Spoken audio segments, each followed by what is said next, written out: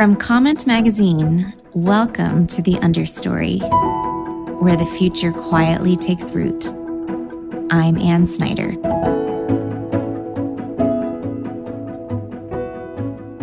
Welcome to the first episode of a limited podcast series that seeks to draw you into the thematic pillars of the Understory Festival, a 3-day gathering hosted by Comment Magazine from May 28th to the 30th at the National Cathedral in Washington, D.C. My name is Anne Snyder, Editor-in-Chief of Comment, and I had the joy of bringing this festival into being alongside my longtime friend and Comment Executive Editor, Tiffany Thompson. If you were among the 1,000 people who joined us in person, wandering between the main nave talks and more than 50 breakout conversations, art making outside in the gardens, and town hall style debates down in the cathedral crypt, I hope these episodes let you slow down again with some of the ideas, encounters, and moral imagination that animated those days. If you couldn't be with us, consider these episodes a prelude, the main stage distillation of a teeming 3-day world. A fuller unfurling is on its way to the public square in the coming weeks. Photos, videos, essays, and glimpses into new collaborations and festival-inspired building and creating now unfolding far beyond the cathedral. The inaugural Understory Festival grew out of Comment's manifesto and its ongoing exploration of the Christian humanist tradition, a tradition that asks what it means to be fully human, calls us to build rather than merely critique, insists that institutions matter, prizes encounter across difference, remains attentive to the movement of the spirit in the world, and recognizes that truth is often apprehended through multiple forms of knowing. And so for this first episode, we return to the threshold, to the opening night of the festival itself and the hopes, questions, and longings that set those days in motion. Here, from that first night beneath cathedral vaults lit up with forest imagery, is the Understory.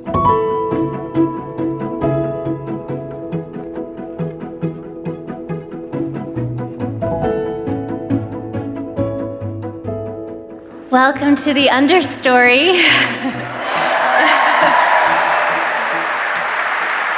It is quite a surreal thing to stand here tonight and to see all of your faces gathered from so many different walks of life and vocations, so many different geographies and traditions, cultural contexts, and ways of knowing.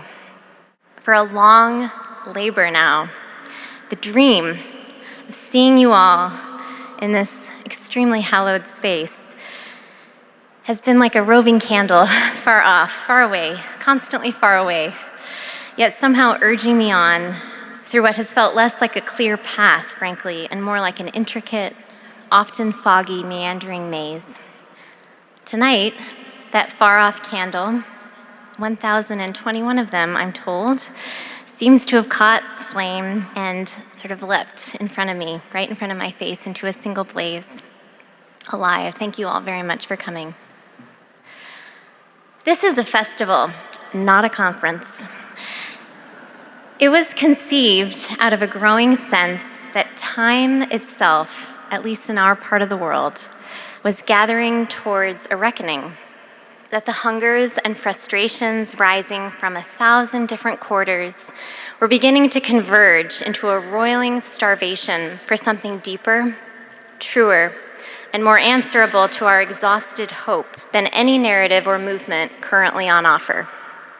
It was born also of a recognition that accrued for me across many miles and many years of encountering community after community of character, that there is a scattered, diverse, as yet uncohered, and largely invisible constellation of people who share a stubborn commitment to the demands of love and human dignity and have a particular need of one another, maybe right now.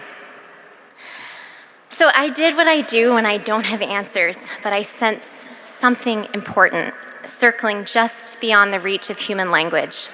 I gather people, and the communities and institutions they tend across the lines that usually sort us, in the hope that together, in a fresh configuration, we might listen, reason, confront, and imagine a better future under the light of God's love for all of his image bearers, and in the company also of a great cloud of witnesses whose own discerning courage in days past is not ours merely to admire, but to receive and carry forward.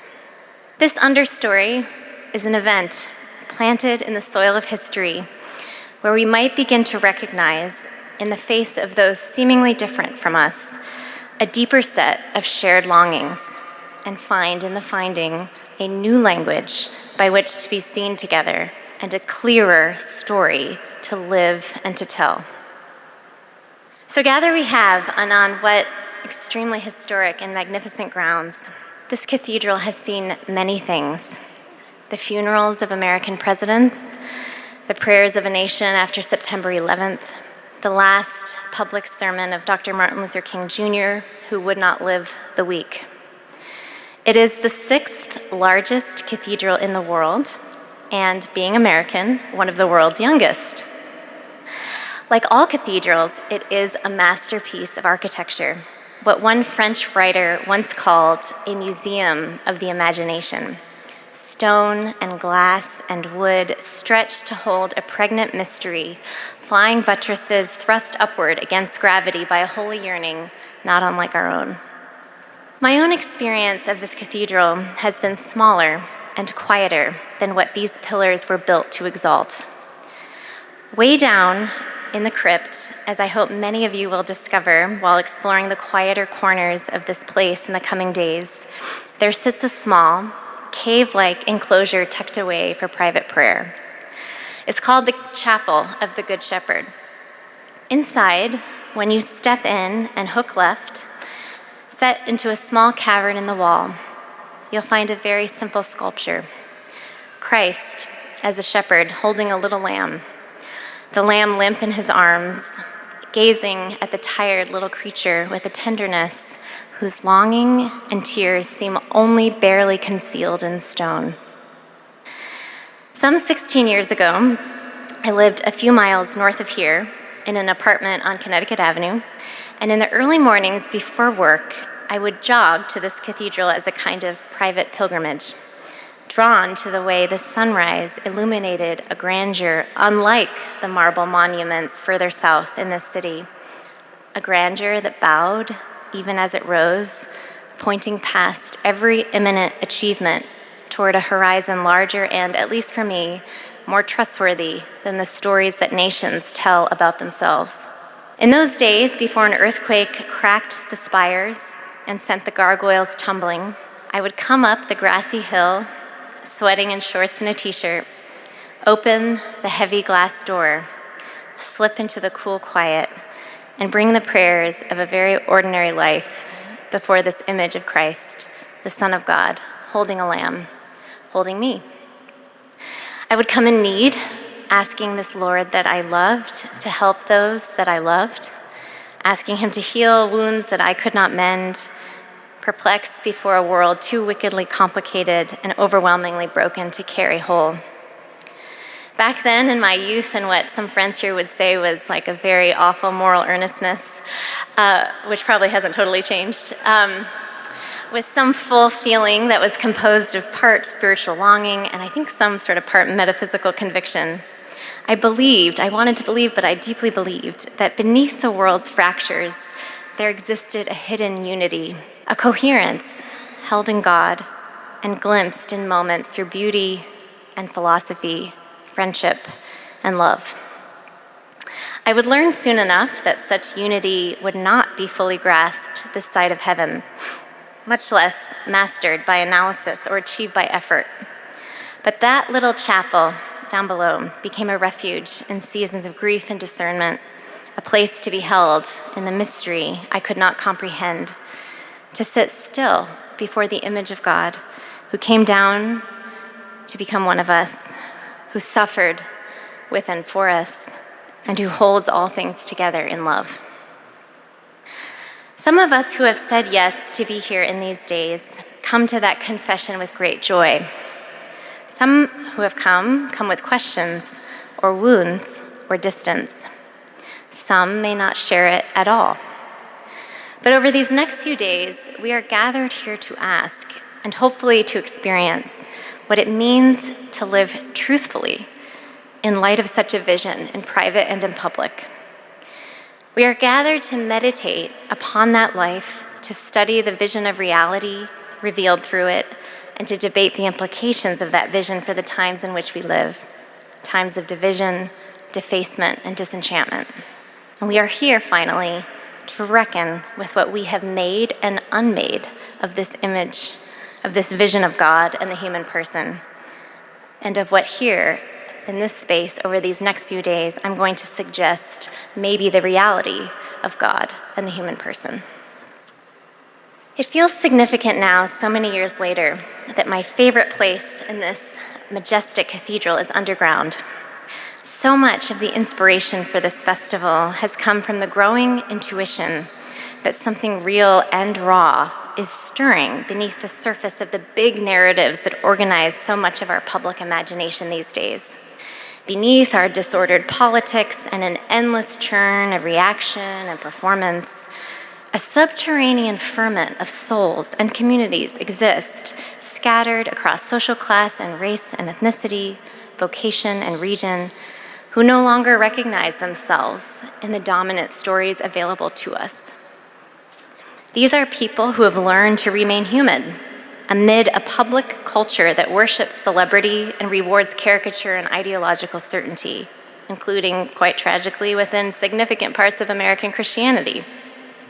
These are people who are not animated by the will to dominate or destroy or withdraw, but by the harder, slower, unglamorous work of cultivating forms of common life across deep difference. These are people who move toward the stranger rather than away from them, having discovered that the fullness of truth simply cannot be received without the presence of those profoundly unlike themselves. Often difficult to categorize politically, including within the moral and theological camps that have so hardened our imaginations and frankly too often calcified our hearts.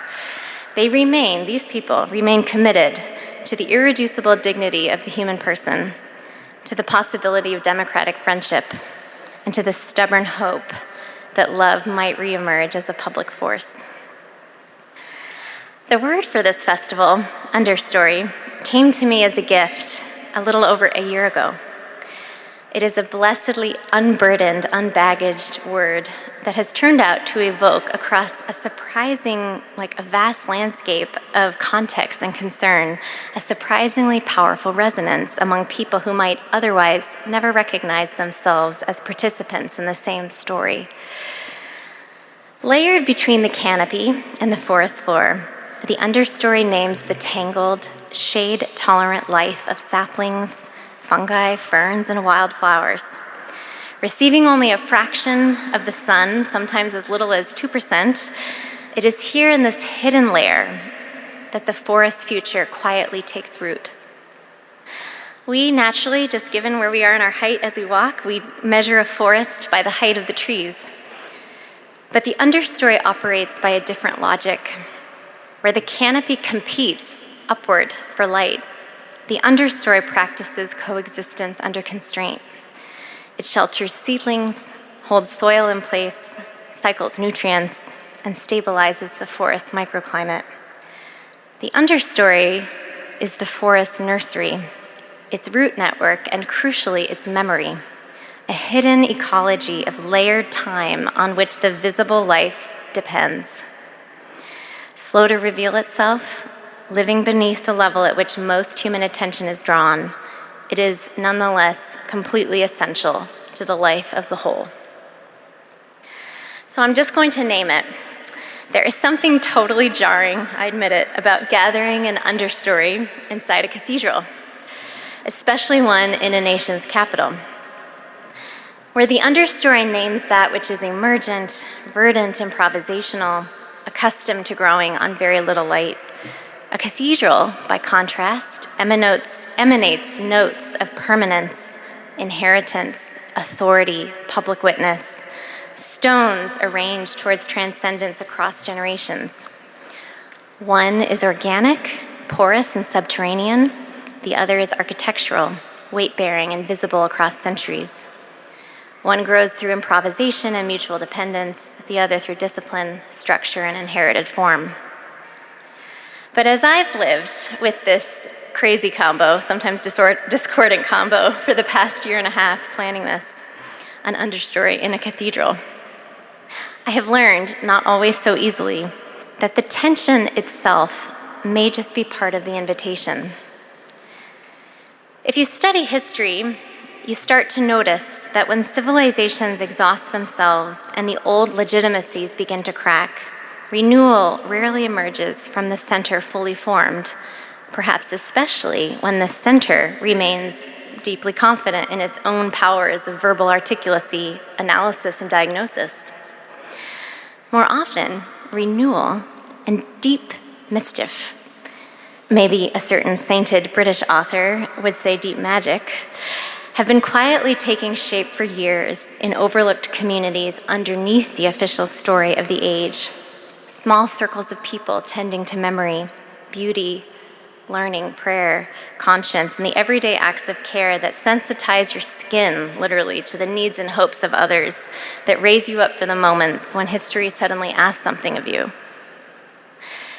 The desert mothers and fathers withdrawing into the deserts of Egypt and Syria in the 3rd and 4th centuries as the Roman world convulsed around them, cultivated forms of prayer, spiritual friendship, and moral discernment that would later echo through monasteries, rules of common life, and the deep grammar of Christian memory.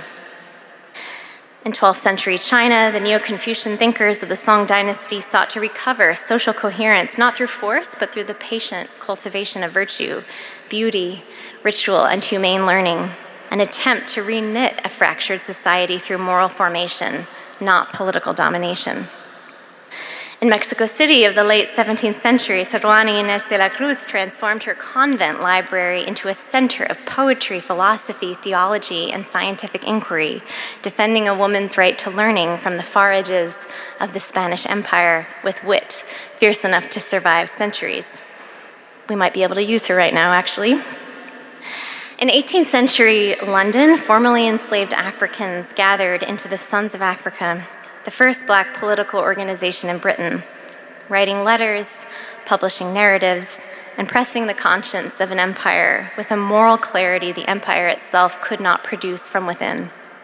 From 1938 to 1947, in country houses across England, shadowed by fascism and war, J.H. Oldham, a hero of mine, convened the moot, poets, theologians, sociologists, scientists, civil servants, and public thinkers who were just asking together, often through great risk and logistical complexity as the war took off. They were asking what moral and spiritual vision might still regenerate a civilization exhausted by its own failures to understand the true nature and destiny of the human person.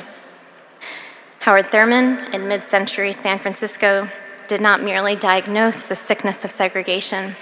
He built a living countersign, literally 80 to 90 years ahead of its time, and insight as to the truth of things.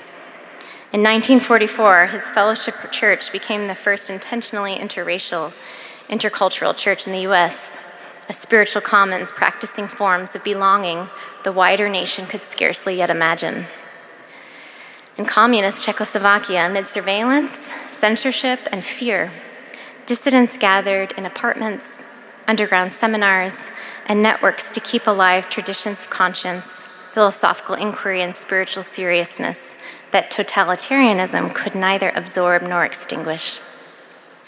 These are just a few examples, with a robust global gallery of inspiring humanist seedbeds that my colleagues at Comment and I have had the delicious joy of curating for you over here in the North Transept as you seek to encounter both horizontally with one another in the coming days and vertically through history, a history of previous understories, you could say.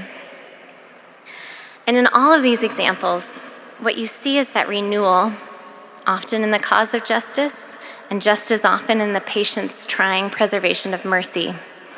You see that renewal still required structures, capable of carrying that moral imagination across generations. Cathedrals, after all, are not dropped from the sky as finished monuments. They are slowly gathered into being through decades and more often centuries, lifetimes of anonymous labor, disciplined craftsmanship, shared devotion, and the accumulated faith of people who believed beauty and truth were not luxuries, but sacred obligations owed to the future. I honestly just wish that the relationship between the understory and what you might call the overstory just weren't so painful, frankly, downright bloody sometimes. So often these days, the distance between what is living and what is governing feels almost unbearable. Ordinary working people speak and feel unheard and alienated from the institutions and elites that shape public life. Artists and caregivers, scholars and social workers, stay-at-home mothers and fathers, teachers and hospice chaplains find themselves starved within systems shaped by a cultural consensus increasingly unable to recognize forms of value that cannot be measured or monetized. Entire communities carry historical memory and moral wisdom born of generations of suffering and powerful grace under pressure, only to see that wisdom placed on performative, check-the-box display while remaining locked out of the deeper structures of cultural and economic power. The prophetic and the institutional have drifted into mutual suspicion. The moral clarity sought by activists and the necessary realism practiced by reformers clash in cycles of accusation and disillusionment. And within the church, though this may be a multi-millennial problem that we just have to accept with sort of a this-world grief, there is an aching disconnect between where the Spirit seems to be moving and the capacities of our ecclesial forms to receive, discern, and faithfully carry that movement forward.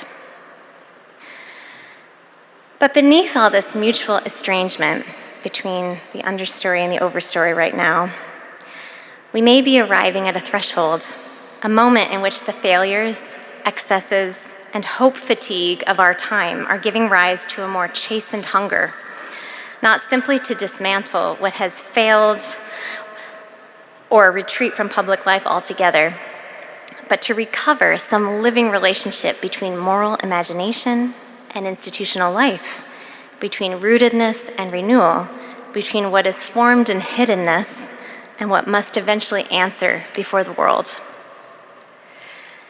And so this Understory Festival, this gathering, is in some sense a risky, costly for all of us experiment in reunion before healing has taken place. An encounter between institutional leaders and artists, theorists and practitioners, builders and critics, working class organizers and cultural elites, everyday good Samaritans and the professionals paid to save the world. People formed by very different habits of perception and social worlds who nonetheless sense that something essential to our common life must not be lost. And so we've come to this cathedral, kind of Mecca in the American context, renewedly open, exhausted, no doubt, but cracked open at least a little bit, with interpretive charity given back to us, I hope, by an overwhelming experience of beauty these next few days. So I hope perhaps that's why this cathedral matters here, not as a denial of this pain or this wound, but as a vessel large enough to hold it. For all the ways institutions can become rigid, bureaucratic, or estranged from the lives they are meant to serve, this cathedral bears witness to another possibility. It is not only a monument to authority, but to longing, the accumulated labor, prayer, imagination, craftsmanship, and sacrifice of generations reaching toward transcendence together. In its stone and its silence, its scars and its ongoing repair, in its underground and in its overground, its understory and its overstory, its sins and its reclamations, It remembers something that I think many of today's largest institutions have forgotten, that enduring structures are meant not merely to govern or impress, but to shelter meaning, memory, repentance, beauty, hope, and relational harmony.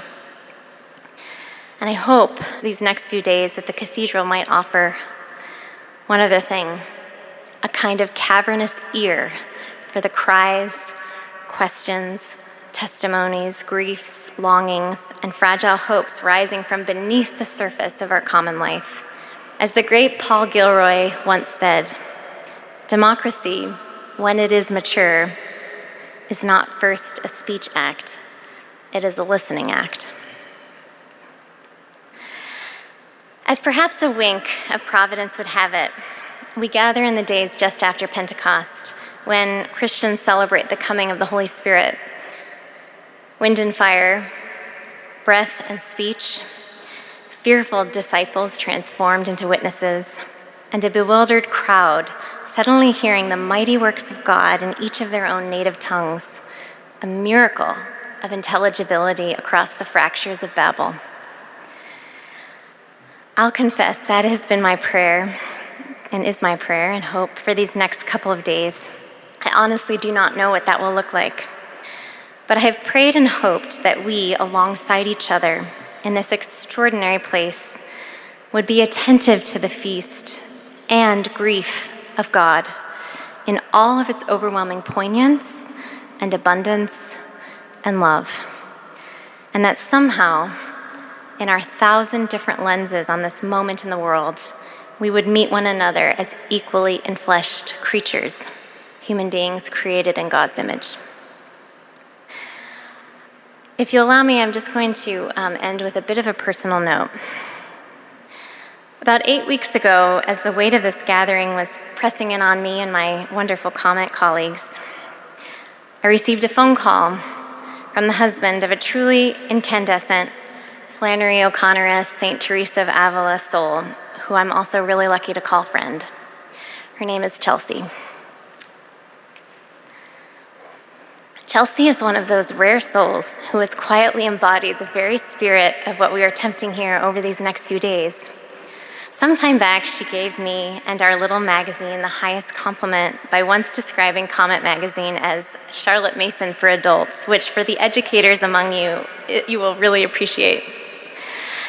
Chelsea understood that human beings, most especially children, are not machines to make the most of, but souls to feed and to form. She understood that hidden people and hidden acts of obedience to a calling over and over and over, hidden communities of sacrifice and care, are not peripheral to the renewal of the world. They're actually the beating heart. She understood the understory. She also loved and appreciated institutions. She had a Kuyperian formation and married someone formed by the rituals of a Lakota tribe. Imagine those two coming together. And together, the two of them have shown me what it is to merge fire and brick, spirit and structure, human and scale. She knew that the task of this hour was to re-soul that which we too often view as disinterested scaffolding. A few days after her 40th birthday, 8 weeks ago, with 2 children under age 7, Chelsea suffered a massive stroke. In a matter of seconds, a very brilliant, vibrant woman, a mother, friend, thinker, institution encourager, was rendered entirely incapacitated. And in these foregoing weeks, I found myself drawn simply to be with her as often as I've been able to by her hospital bed in Baltimore, and now rehab, thankfully, again and again, often carrying full drafts of the choreography of this festival and original works that so many of you scholars and artists and institution leaders, et cetera, that you have helped barn raise this festival with me and our team, leaving stapled corners of all the different pieces, the fragments beneath IVs, drips, and visitors' Nalgene bottles and drawings from her kids. Reading aloud passages from some of the films we're going to show over these next few days, reading aloud descriptions of breakout sessions so crazily and abundantly imagined. It has felt at times like beholding an icon, a holy friend who I love and respect, who so selflessly poured into this festival before an event of blood vessels and neurological complexity took away her capacity to communicate, whose own moment of tragic precarity is, of course, also a sign of my own and all of ours. And somehow, as I have communed with her, trying to listen to what she cannot say, I have imagined Chelsea dreaming with all of us still, dreaming of institutions resold, dreaming of hidden creators and common good actors honored, dreaming of understories, finding openings into the overstory, stretching toward the light, even while honoring the snag trees that are dying. And perhaps that is what I have been learning beside her bed, that truth only really matters when it becomes flesh and dwells among us in presence, in attention, in accompaniment, and the stubborn refusal to abandon one another in our vulnerability. You may glimpse a little bit of this dream that I have imagined, I've hoped she's had behind this disfigured face. You may glimpse some of this dream later tonight in a segment of this evening's program called Fossilran, O Gladsome Light. I hope it might serve as both atmosphere and anthem for these days ahead in your grief, in your hope, in your exhaustion, and in your goosebumpy unknowing before all that could yet be born. In a world where so much feels exhausted, fractured, disfigured, and afraid, what is struggling to be born in our time?